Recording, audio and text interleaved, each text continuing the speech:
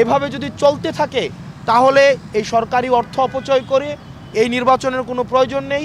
গণতন্ত্রের জন্য যেই লড়াই সংগ্রাম হয়েছে দীর্ঘ 17 বছর, বিএনপির নেতাকর্মীরা যেভাবে রাস্তায় নির্যাতিত হয়েছে, নিপীড়িত হয়েছে, এই প্রশাসনের নগ্ন আচরণকে যদি বিএনপি এন্টারটেইন করে তাহলে এই 17 বছরে যারা ইলিয়াস আলী থেকে শুরু করে যারা গুম হয়েছে, আজকের আমাদের শহীদ ওসমান হাদি পর্যন্ত যারা শহীদ হয়েছে, তাদের রক্তের প্রতি সেটি হচ্ছে অপমান করা হবে।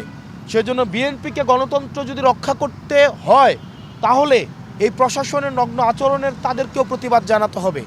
আর যদি প্রতিবাদ না জানায় তাহলে জনাব তারেক জিয়া সাহেবকে নির্বাচন কমিশনারের সাথে বসে ওনারা কয়টা আসন চায় সেটি দিয়ে এই জনগণের সাথে কোনো প্রহসন করার আসলে আমি প্রয়োজন বোধ করি না। ডিসিরা, এসপিরা নগ্নভাবে এই নির্বাচনে হস্তক্ষেপ করছে।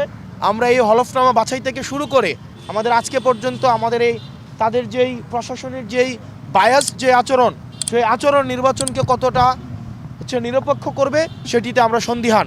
এবং এই যে আমাদের আজাদির যে যাত্রা, সেই আজাদির যাত্রাকে আরও দীর্ঘমেয়াদী করবে বলে আমরা মনে করি। সেজন্য সরকার থেকে শুরু করে নির্বাচন সংশ্লিষ্ট প্রত্যেকটি কর্তৃপক্ষ, ছাত্র জনতা এবং যারা ভোট দিবে তাদেরকে সচেতন হতে হবে। এবং আমরা নিশ্চিত করতে চাই আমাদের রক্ত যাক, আমাদের এই আজাদির সিলসিলা অব্যাহত থাকুক, এবং আমাদের যদি আরও জীবন দিতে হয় আমরা সেটির জন্য প্রস্তুত। কিন্তু আজাদি, চূড়ান্ত আজাদি না হওয়া পর্যন্ত এই আমাদের লড়াই অব্যাহত থাকবে।